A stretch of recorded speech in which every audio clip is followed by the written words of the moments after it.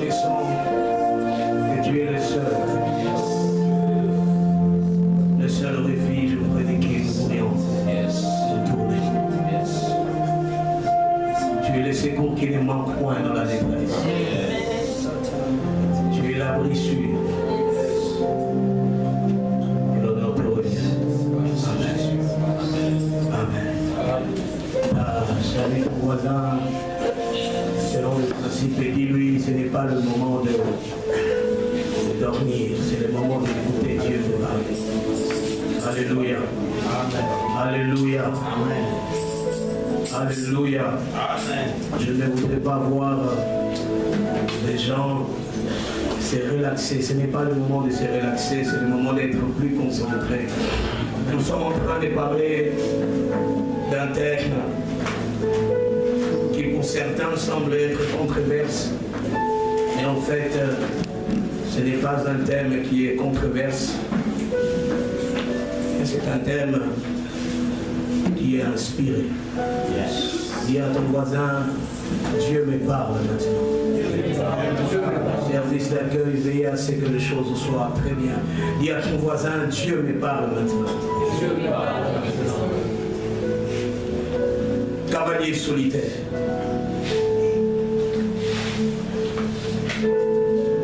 Cavalier solitaire, si je dois parler de quoi s'agit-il de ce thème cavalier solitaire, je dirais, ce n'est pas un thème qui est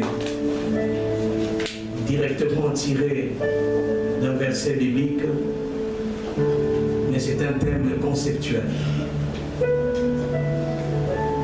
Je vais demander à nos amis d'être vraiment très inspirés, de ne pas me déranger. Vous savez ce qu'il faut faire pendant que je suis en train de faire ce grand travail. Je disais que c'est un thème conceptuel, ce n'est pas un thème qui est directement tiré d'un verset. Vous n'allez pas trouver le terme cavalier solitaire dans la Bible, mais vous allez trouver les concepts. Le concept cavalier solitaire dans la Bible.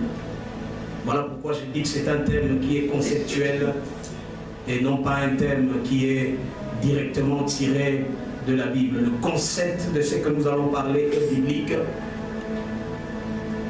mais le mot ne se retrouve pas dans la Bible directement, comme nous l'avons dit. Et vous allez comprendre avec moi. Avant d'aller plus loin, je vais donner des définitions. Cavalier, qu'est-ce donc cavalier? Un cavalier, le cavalier c'est un mot français qui a plusieurs définitions selon les domaines et selon les sciences. En tout cas, dans mon dictionnaire, j'ai vu au moins plus de 8 domaines dans lesquels ces mots est répété, cavalier. Dans plus de 8 domaines où on utilise ce terme cavalier, mais je ne veux prendre qu'un seul domaine, le domaine de l'équitation. Dans le domaine de l'équitation, quand on parle de cavalier, on parle d'un homme qui effectue un mouvement. Un homme qui effectue un mouvement, un homme qui est dynamique, qui effectue un mouvement avec un moyen de locomotion qui est un animal appelé cheval.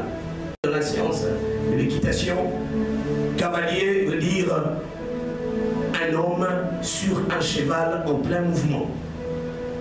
Solitaire, un mot qui tire ses origines dans le latin ancien qui veut simplement dire être seul. Alors, c'est quoi donc un cavalier solitaire? Un homme qui effectue un déplacement, un mouvement sur le cheval et qui est seul. Le concept cavalier solitaire est un concept qui est lié à la destinée de l'homme. Il y a une vérité que vous ne pourriez pas oublier, que vous ne pouvez pas aussi ignorer, c'est que dans le concept de la vie humaine, dans la destinée de l'homme, la vie de l'homme est dynamique. Elle n'est pas statique. L'homme n'est pas statique, elle est dynamique. De la naissance, et il entre sur la terre, il entre directement dans une autre phase qui est la croissance, de la croissance au vieillissement et du vieillissement à la mort.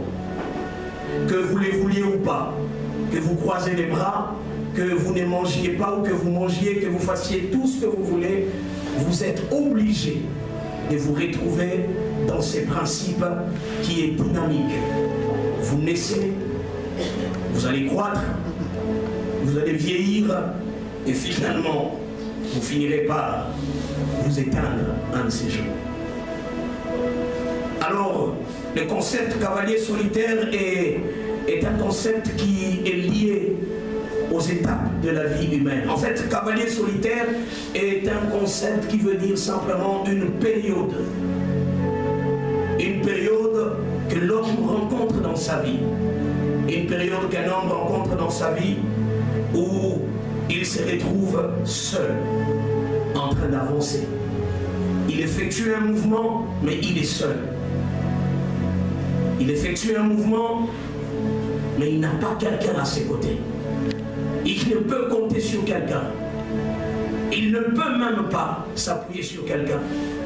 Il est seul, dans le sens littéral, seul. Visiblement, bien sûr, il est seul. Cette étape de la vie est inévitable.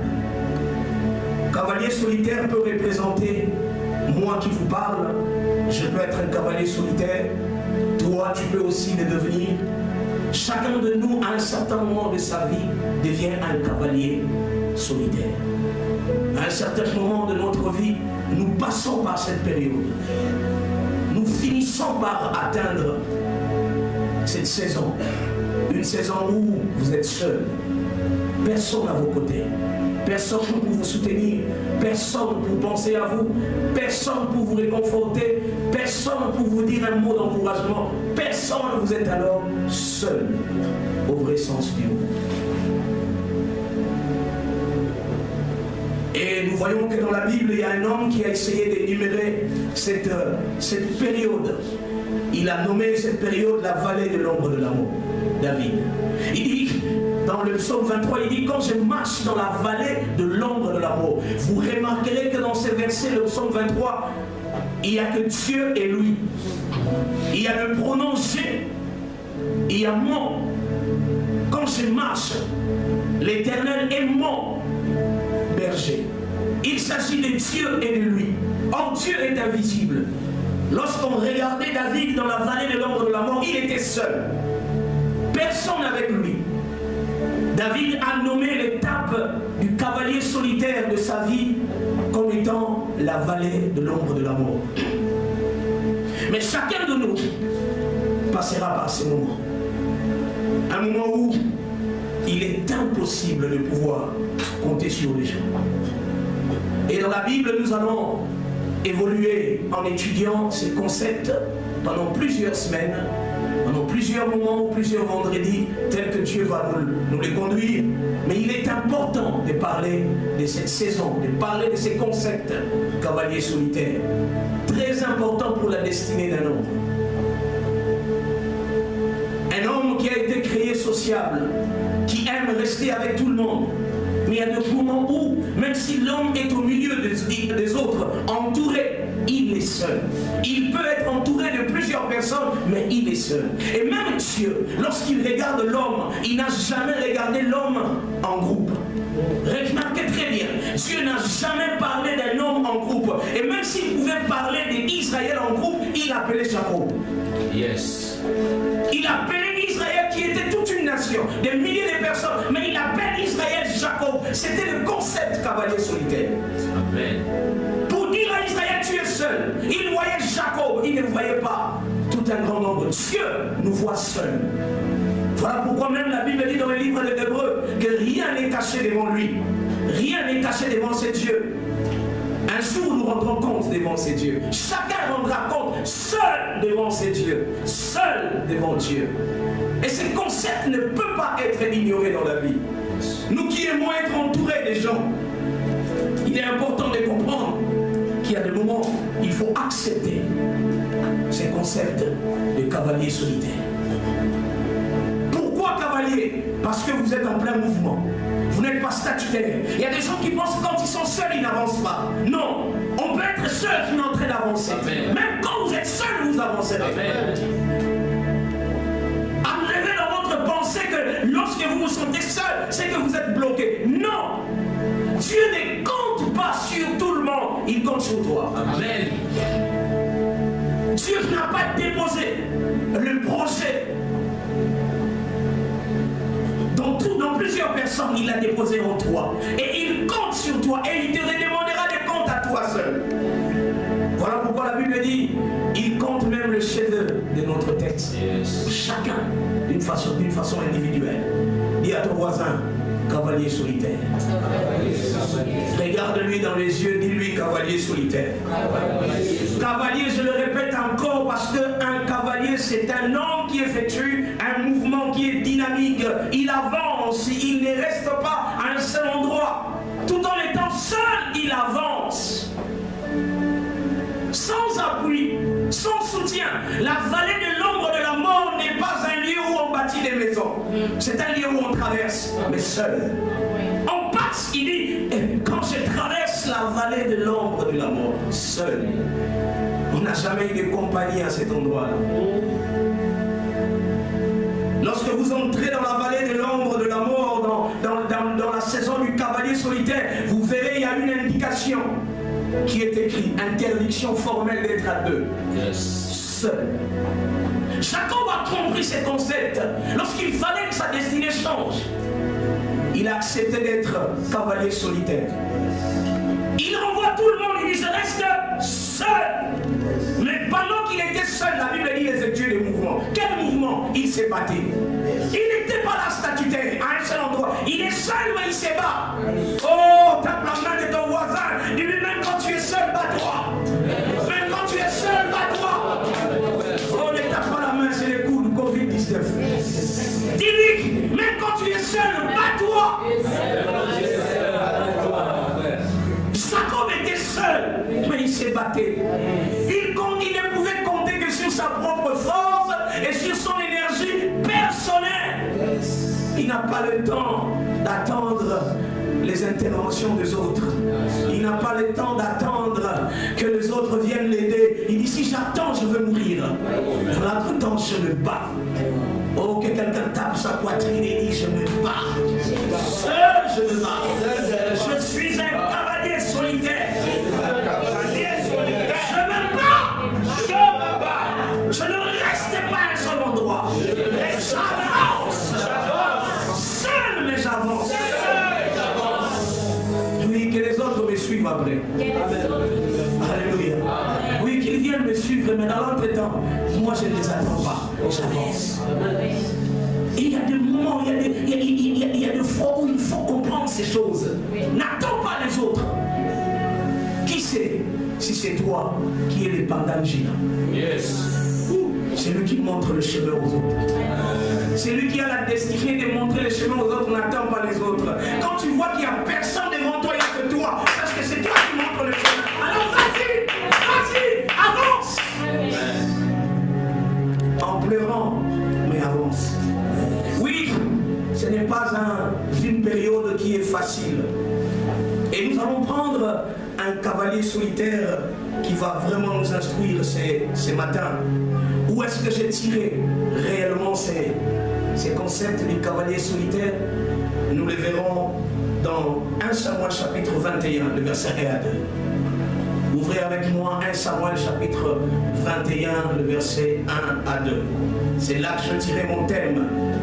Parce que j'ai eu des demandes des conservateurs, des théologiens qui me questionnaient avant pour me poser la question: que vas-tu parler? Que veut dire cavalier solitaire? Je leur ai dit: suivez seulement la veillée ou venez assister. Je lis avec moi 1 Samuel 21, verset 1 à 2. Mais notez déjà le verset dans lequel nous allons évoluer. 1 Samuel 21, verset 1 à 2. 1 Samuel 19, chapitre 19 au chapitre 23. Nous n'allons pas tout lire parce qu'il s'agit de 3 chapitres, mais tu vas le lire à la maison et tu comprendras. Même si tu ne veux pas, tu finiras par le lire, car ce que je te dirai va vraiment révolutionner ta vie. Amen. Tu seras obligé d'aller lire cette histoire. Amen. Et finalement, nous terminerons notre prédication par le psaume 142. Je disais 1 Samuel 21, 1 à 2, 1 Samuel 19 à 1 Samuel 23. Et finalement, le psaume 42. J'ai lu 1 Samuel 21, verset 1 à 2. C'est le seul verset que nous allons lire. Les autres, je veux résumer l'histoire. Alléluia. Je veux résumer où je lirai 1 ou 2 versets et je veux continuer à résumer l'histoire. Je suis dans 1 Samuel 21, 1 à 2. Écoutez. David s'est rendu à Nob, vers le sacrificateur Achimélec, qui a couru effrayé, stupéfait, au-devant de lui, au-devant de David, et lui dit: pourquoi es-tu seul? Et il n'y a-t-il personne avec toi? Pourquoi es-tu seul et qu'il n'y a personne avec toi? David répondit au sacrificateur Achimélec: le roi m'a donné un ordre et m'a dit que personne ne sache rien de l'affaire pour laquelle je t'envoie et de l'ordre que je t'ai donné. J'ai fixé un rendez-vous à mes gens. Mensonge. C'était pas vrai. Quand vous passez dans cette étape, dans cette saison du cavalier solitaire, attention, ne dites à personne que vous êtes un cavalier solitaire. Ne dites à personne que vous êtes seul. Laissez les gens remarquer que vous êtes seul, mais ne leur dites pas les raisons pour lesquelles vous êtes seul. David ne pouvait pas dire pourquoi il était seul ces jours-là. Pourquoi est-ce que Achimélec s'est étonné de voir David seul ces jours-là? Parce que David, juste après avoir tué Goliath, avant il était dans l'anonymat, très loin, méconnu.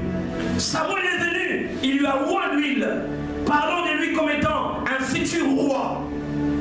Plus tard, David entre en scène avec l'histoire de Goliath, par les expériences qu'il a acquises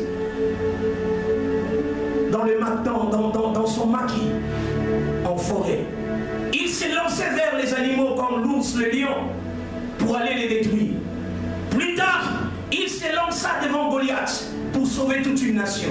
Alors que les autres avaient peur de Goliath, seul, il accepta de se lancer. Sans attendre quelqu'un, il dit: je m'en vais, je veux le combattre. Parce qu'il était habitué à le faire. Juste après avoir détruit Goliath, après avoir tué Goliath, David est devenu célèbre. Il a atteint le summum de sa renommée. On parlait de David sur toutes les bouches dans la capitale. Il y avait des affiches de David partout. Sur Internet, il n'y avait que David. Partout, on parlait de lui. Dans les émissions, on ne parlait que de lui, s'il y en avait dans ces temps. Dans les chroniques, les chroniqueurs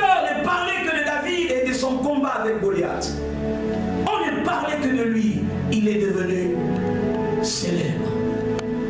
Dès qu'il a tué Goliath, David ne se promenait plus seul. Il avait toute une cargaison des hommes qui l'entouraient. David était toujours accompagné d'un cortège célèbre qui l'accompagnait. Il avait des hommes forts tout autour de lui. Parce qu'il était devenu une icône dans la capitale, une personne à protéger. L'homme qui a sauvé Israël de Goliath. L'homme qui a sauvé toute la nation d'Israël par sa bravoure, par ses efforts et par son courage. David est devenu célèbre. Même les femmes ont commencé à chanter David. Les femmes ont fabriqué des chansons, ont composé des chansons. David a tué 10 000. Saoul a tué 1000. Mais David a tué 10 000. Les femmes étaient autour de lui, chantant pour David. Quelle gloire, quel honneur de se voir sur les nets, de se voir sur les affiches.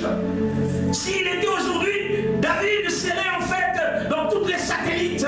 On parlerait de lui plus que Covid-19. Parce qu'il aura sauvé une nation. Un héros. Au sommet de sa renommée. On parlait de lui. David a eu même des couronnes après avoir tué Goliath. Il a eu des couronnes comme récompense. Il devient le chantre du roi. Quel honneur, le chantre du roi. Il entra directement dans la famille royale. Il devient directement une personnalité publique. Du jour au lendemain, son statut a changé. S'il était aujourd'hui sur Instagram, il aurait plus d'1 milliard de followers.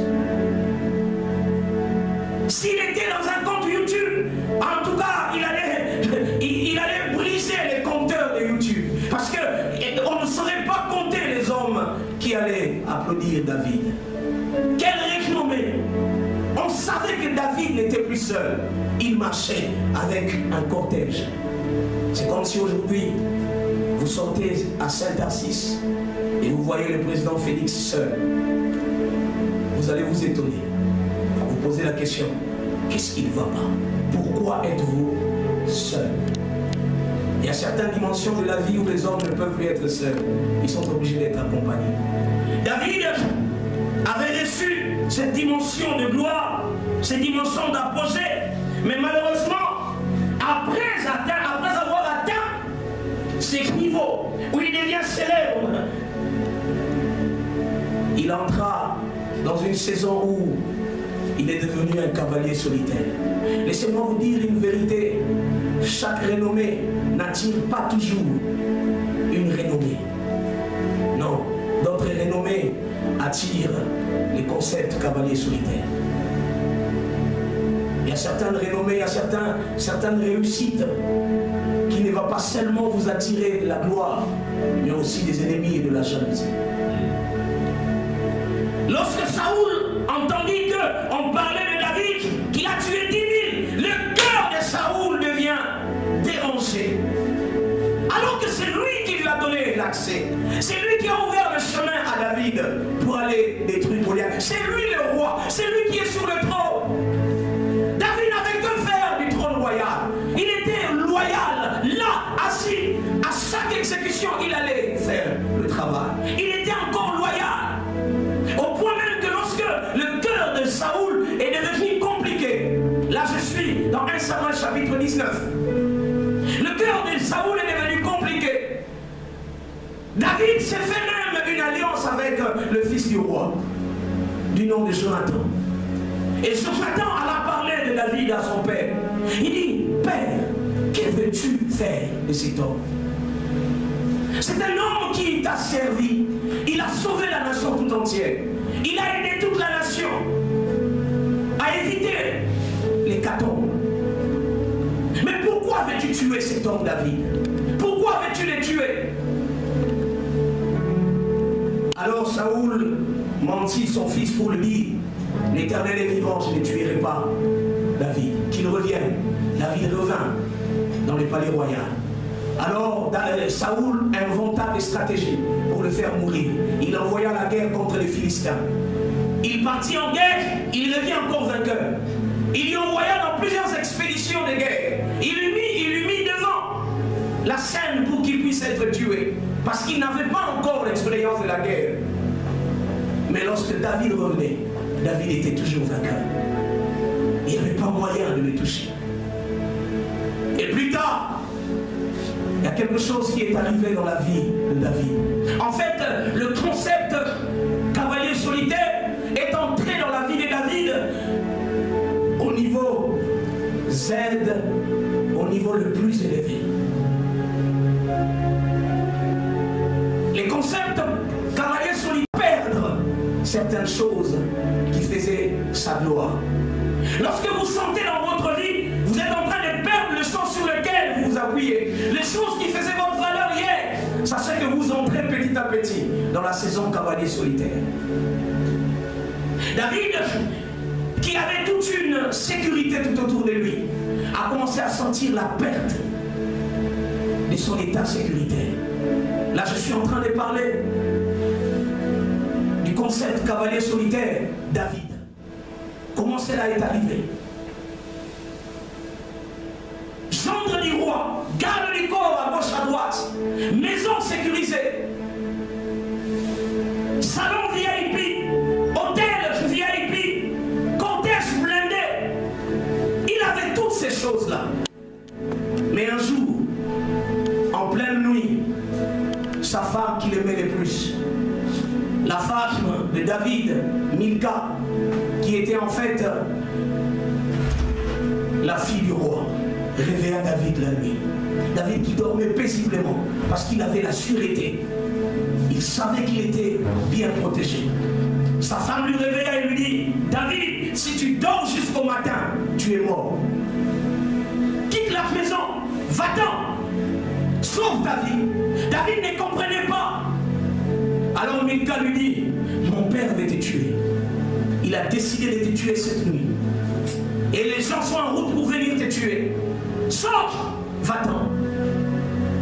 Et David était obligé ce jour-là de quitter la personne la plus importante qu'il aimait dans sa vie. David avait beaucoup aimé Milka, qui était sa couronne. Sa femme légitime, sa femme de cœur.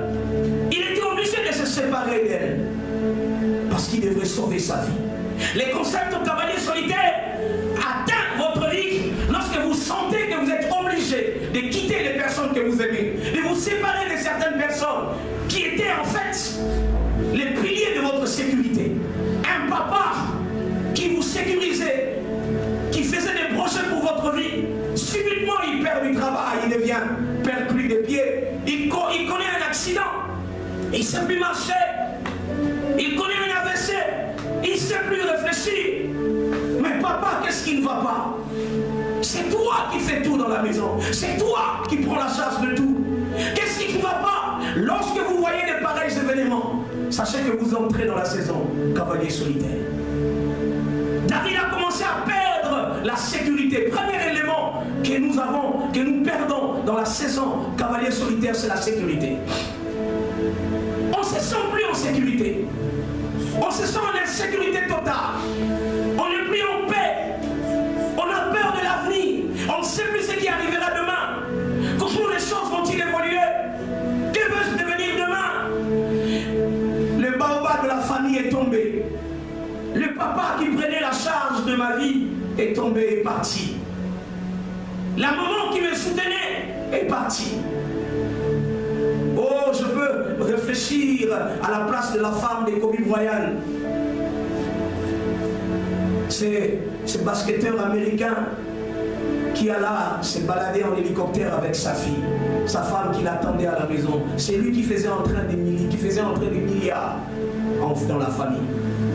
Kobe Bryant, ce jour-là, alla se promener dans l'hélicoptère et ne revient plus. L'hélicoptère explosa. Cette femme a fondu en larmes. Quand vous entendez ces mots, vous comprenez qu'elle est entrée dans la saison de cavalier solitaire. Elle est restée seule, sans appui. Lorsque vous sentez que les éléments de garantie, les garanties de sécurité dans vos vies commencent à partir, sachez que là, c'est la saison des cavaliers solitaires. Mais laissez-moi vous rappeler une vérité. La saison où le concept cavalier solitaire n'est pas un concept éternel. C'est un concept qui est aussi dynamique. Il ne demeure pas éternel. Soyez-en rassurés déjà. Alors David, ça lui a embrassé sa femme pour la dernière fois. Parce que c'était pratiquement la dernière fois qu'il rencontra sa femme Milka. Plus tard, il revint, mais Milka n'était plus le même. Sa femme, cette femme qui pouvait le soutenir au début de leur mariage. Plus tard, lorsque David pouvait ramener l'arche, cette femme n'était plus la même Milka. Elle ne pouvait plus le soutenir. Cette même femme qui pouvait couvrir David lorsque la mort voulait l'atteindre. Lorsque David se sépara de Milka, il n'a plus jamais revu Milka. Cette Milka-là d'avant. Parce qu'en fait, plus tard, Milka n'avait plus la même foi que David. Au début, Milka défendait la même foi que David. Il se sépara de lui, définitivement. Ils étaient restés là, mariés, oui, mais ils n'avaient plus la même vision. Plus tard, tout était fini. Ce n'était pas un divorce, mais c'était en fait un schisme. Les destinées se sont séparées. Laissez-moi vous rappeler une vérité. C'est que le concept cavalier solitaire fait partie de votre destinée. Vous ne pouvez pas l'éviter. Alléluia. Amen. Alléluia. Amen. Alléluia. Amen. Regarde ton voisin, service d'accueil, faites votre travail. Je veux que chacun écoute ces paroles. Parce que parfois que je parle, il y a de ceux qui traversent ces moments. Amen. Il y a de ceux qui sont en train de passer dans ces moments où ils ne sont plus en sécurité. Ils ont perdu ce qui faisait leur sécurité. Le travail est parti. Limogé. Retraite anticipée. Ils ne savent plus quoi faire. Seul. Aucun appui. Laissez-moi vous dire une vérité. Lorsque vous êtes dans la saison cavalier solitaire, il y a des choses à faire et des choses à ne pas faire. Et c'est ce que nous allons voir aujourd'hui. C'est ce que nous allons essayer d'épingler. Mais deuxième chose que David a perdu après Milka, lorsque David s'est enfoui de sa propre maison, nous sommes dans le chapitre 20 de 1 Samuel, il alla auprès de son mentor, Samuel. Il courut vers Samuel à Rama. Il courut à Rama auprès de Samuel. Parce que, en fait, il s'est dit, c'est Samuel qui a fait de moi ce que je suis. C'est Samuel qui est le catalyseur de ma réussite. C'est lui qui m'a oint. C'est lui qui est venu me faire sortir du ghetto. C'est que si je pars vers lui, il me trouvera certainement une solution. David sait ce qu'il faut faire pendant Samuel sait ce qu'il faut faire pendant 7 ans. Parce que c'est lui qui savait que je suis appelé à être roi. C'est lui qui est venu me oindre. Alors que je n'avais pas de soutien. Alors que je n'étais pas reconnu. Alors que personne ne pouvait me voir. Lui, Samuel m'a vu. Il est venu me tirer du ghetto. Il m'a oint. Et il m'a exposé pour que je sois connu des hommes. Alors David alla fuir auprès de son mentor Samuel. Mais laissez-moi vous dire une vérité. Quand vous traversez la saison des cavaliers solitaires, même votre mentor sera incapable de vous soutenir. Même celui qui a prophétisé sur votre vie que vous serez élevé, lorsque cette élévation attire le combat, vous entrez dans cette saison, il sera incapable de faire quoi que ce soit. David alla auprès de Samuel à Rama. Lorsqu'il arriva à cet endroit, Saoul apprit que David est allé à Rama. Il le poursuivit là à Rama. David se disait certainement que Saoul aura peur de Samuel. Parce que et Samuel, et Saoul, et David ont tous été pistonnés par Samuel. Samuel était le mentor de David et le mentor de qui? De Samuel, de Saoul. Donc David se disait, c'est que Samuel peut faire la réconciliation. Il pourra nous aider à être réconciliés. Non, David. Quand tu traverses la saison des cavaliers solitaires, même Samuel sera incapable de trouver une solution pour toi. Tu seras seul. Seul au vrai sens du mot. Parce que tu es cavalier solitaire. Pendant ce temps, tu dois avancer seul. Tu ne peux pas compter sur quelqu'un. Tu ne peux pas compter sur ton mentor. Il y a des moments dans la vie où tu ne pourras plus compter sur ceux qui t'ont pistonné. Ce qui t'ont aidé à devenir ce que tu es. Il y a un temps pour toutes choses. La maman qui te soutient aujourd'hui, demain, tu sentiras que c'est fini. Je ne peux plus compter sur ma mère, sur mon père, sur mon pasteur, sur mon mari, sur ma femme. Je ne peux compter que sur moi-même. Je ne peux m'attendre qu'à moi-même. David les poursuivit, Saoul poursuivit David là-bas, à Rama. Il y a eu même un élément qui s'est passé. L'onction de Dieu était tellement puissante à Rama que les prophètes ont commencé à prophétiser. Saoul aussi a commencé à prophétiser, là à Rama. Il s'est mis même à nu devant Samuel. Toute une journée, le roi s'est mis à nu devant Samuel, commençant à prophétiser. L'onction de Dieu a retenu Saoul. Mais Saoul a dit, niet, je dois tuer David. Saoul, qu'est-ce que je t'ai fait? Saoul, c'est toi le roi. Je n'ai pas dit que je veux ton trône. Qu'est-ce que je t'ai fait?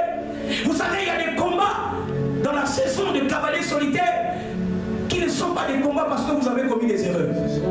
On ne vous combat pas parce que vous avez commis des erreurs. On ne vous poursuit pas parce que vous avez péché. Les réclamations ne vous suivent pas parce que vous êtes allé à l'encontre de Dieu. Non, c'est parce que c'est la saison. C'est votre destinée. C'est ce qui est en vous qui attire ces choses.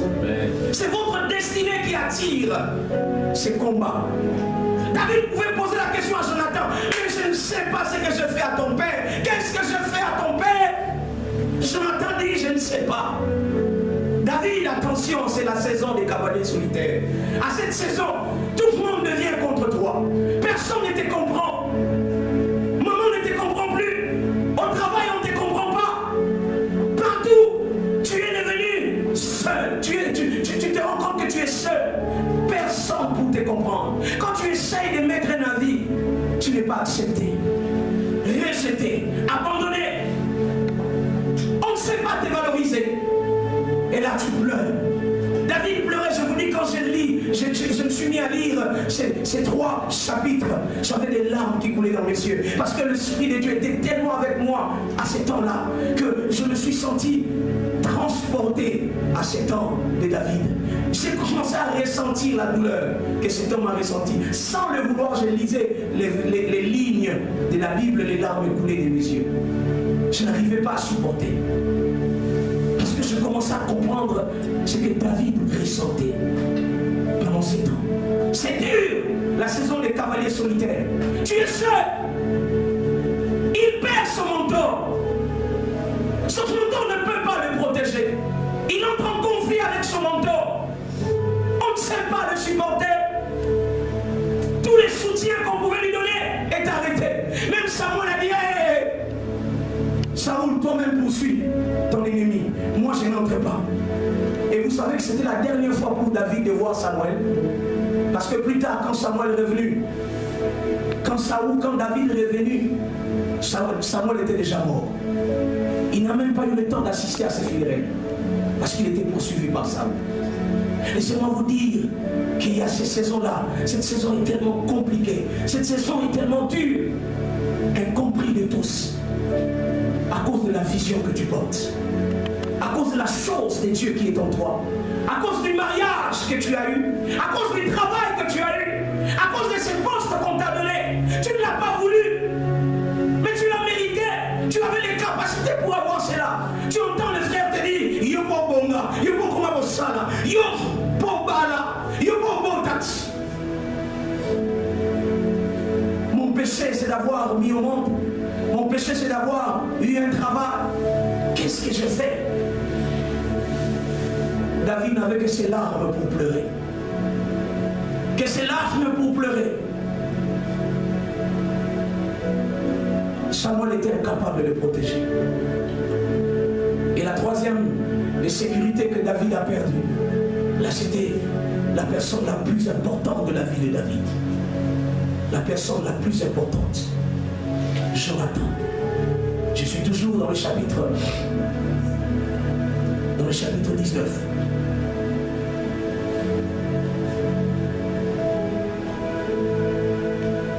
Jonathan était l'ami intime de David. De Jonathan a signé un pacte avec David, une alliance avec David, que jamais je te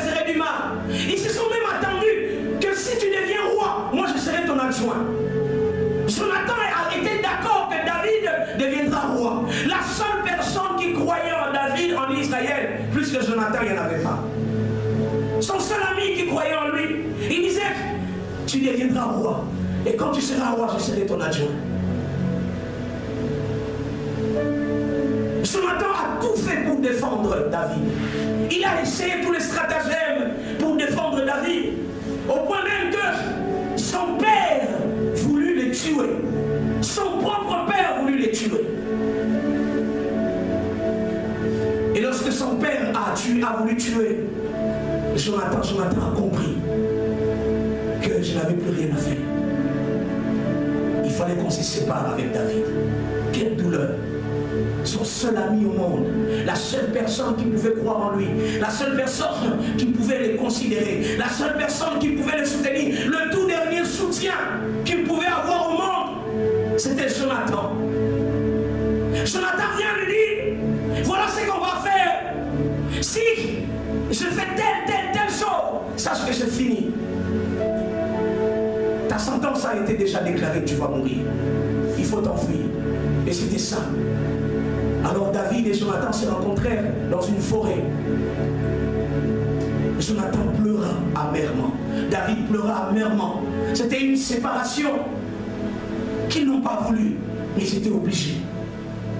Jonathan devrait faire le choix entre obéir à son père et suivre David. Laissez-moi vous dire une vérité. Lorsque vous êtes dans la saison des cavaliers solitaires, moana bendana, sauf qui peut. Même celui qui vous sourit, même celui qui vous soutient, allez. Mais quand cette saison sera là, il dira, je ne peux plus vous soutenir. Personne ne peut s'afficher avec vous de peur qu'il soit tué. Personne ne pouvait supporter David parce que le roi le recherchait. Personne ne pouvait s'afficher auprès de David. Personne ne pouvait prendre une photo avec David. Dès qu'on pouvait voir David avec cette personne avait des problèmes. Recherché. Il était devenu abandonné, rejeté de tous, loin de tous, seul.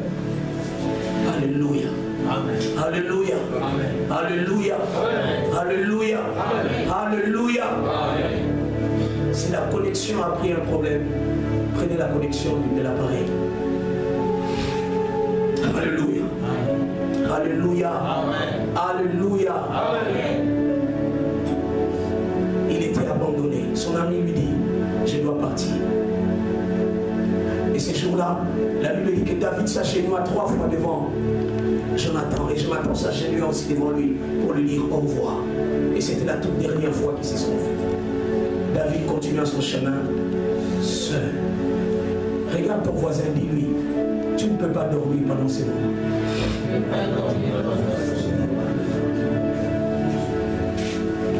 Alléluia. Amen. Alléluia. Amen. Regarde ton voisin, dis-lui, quand tu te sens seul, avance et n'arrête pas. C'est bon? N'arrête pas. Dis-lui, même quand tu te sens seul, avance, n'arrête pas. Arrête de te plaindre. Arrête d'accuser les autres. Accepte ta saison. Et avance. Auprès de qui David allait se plaindre?